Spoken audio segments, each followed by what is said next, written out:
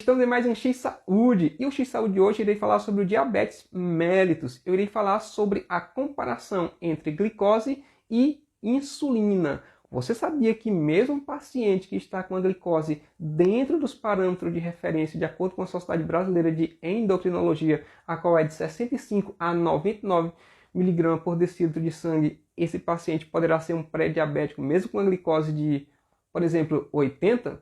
É isso que eu irei explicar nesse vídeo. Nós precisamos entender o mecanismo da glicose. A glicose já é gerada a partir da alimentação que nós ingerimos. Essa alimentação irá se transformar em glicose e essa glicose terá que ser levada para a célula para produzir energia. No próximo vídeo eu irei explicar como que acontece esse mecanismo de transporte da glicose até a célula e se transformar em energia. Hoje nós vamos entendermos a associação entre glicose e insulina.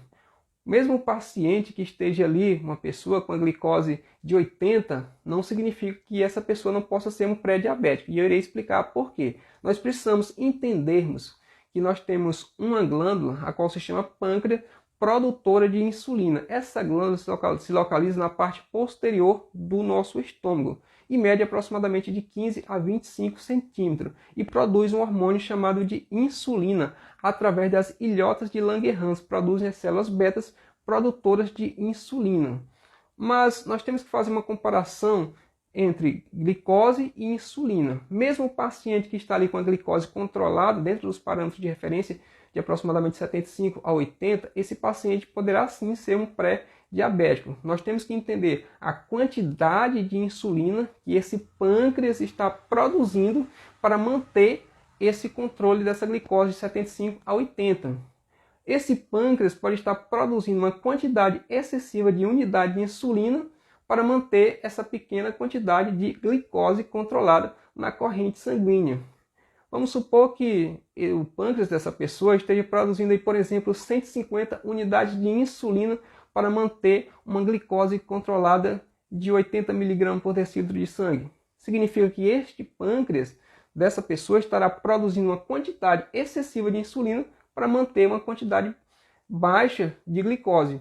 Significa que esse pâncreas irá entrar em fadiga a qualquer momento. Ele irá entrar em fadiga e não irá dar conta mais de produzir essa quantidade de insulina para manter essa glicose controlada. E isso irá gerar um processo chamado de resistência à insulina.